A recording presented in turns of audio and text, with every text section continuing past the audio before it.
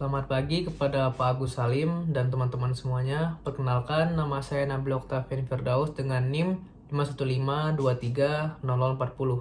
Saya sebagai ketua kelompok dari kelompok 2. Adapun anggota yang lain dari kelompok 2 yaitu Miguel Claudia dengan NIM 515230017 dan anggota yang selanjutnya yaitu Antonius Eka Budi Prasetyo dengan NIM 515230045. Dan di video ini, kelompok saya akan mempresentasikan mengenai sistem mekatronika pada alat bantu berdiri dan duduk model kursi roda. Teknologi mekatronika memungkinkan kursi roda lebih cerdas, aman, dan efisien.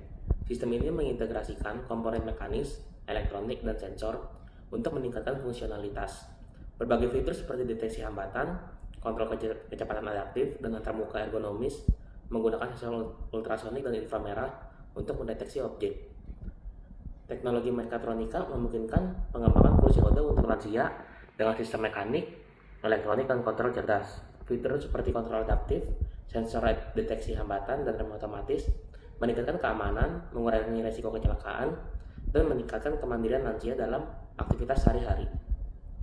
Tujuannya adalah menganalisis penerapan sistem mekatronika pada kursi roda bantu berdiri dan duduk, mengetahui integrasi antara komponen mekanik, elektronik, dan sistem kendali, mengidentifikasi tantangan teknis dalam implementasi sistem mekatronika. Sensor infrared. Sensor infrared pada kursi roda digunakan untuk mengidentifikasi objek dan mengukur jarak di sekitar kursi roda. Sensor ini memancarkan cahaya inframerah yang dipantulkan objek dan diterima kembali, lalu diubah menjadi sinyal listrik. Data dari sensor ini diproses oleh microcontroller untuk mengambil tindakan seperti mengaktifkan rem otomatis saat terdeteksi hambatan. Selanjutnya itu ada sensor potensiometer.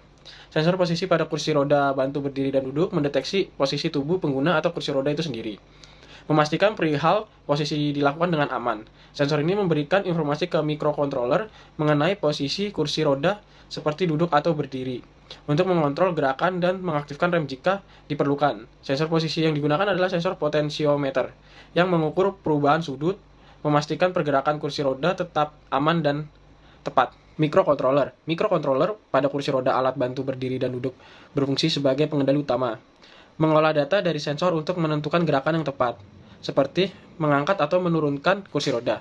Microcontroller juga mengontrol motor dan aktuator, mengelola antarmuka pengguna, seperti memantau kinerja sistem, termasuk status baterai dan kondisi motor, untuk memastikan kursi roda berfungsi optimal dan aman. Yang selanjutnya yaitu motor listrik. Motor listrik merupakan komponen utama yang menggerakkan kursi roda baik untuk proses pengangkatan maupun posisi menurunkan. Motor ini akan mengubah energi listrik yang diterima dari baterai menjadi energi mekanik untuk menggerakkan sistem. Motor yang kami gunakan adalah motor DC karena kontrolnya yang mudah dan memiliki respon yang cepat. Seperti namanya, DC motor memiliki dua terminal dan memerlukan tegangan arus arah atau DC atau direct current untuk dapat menggerakkannya. Dan untuk kesimpulannya, sistem mekatronika pada kursi roda bantu berdiri dan duduk meningkatkan mobilitas lansia. Kursi roda ini memungkinkan perpindahan posisi otomatis antara duduk dan berdiri dengan aman. Komponen utama seperti motor, sensor, aktuator, dan microcontroller bekerja untuk memantau posisi, mengontrol pergerakan, dan memastikan keselamatan. Sekian atas video presentasi dari kelompok 2. Jika ada kata-kata yang salah ataupun penjelasan yang kurang jelas, kami dari kelompok 2 memohon maaf.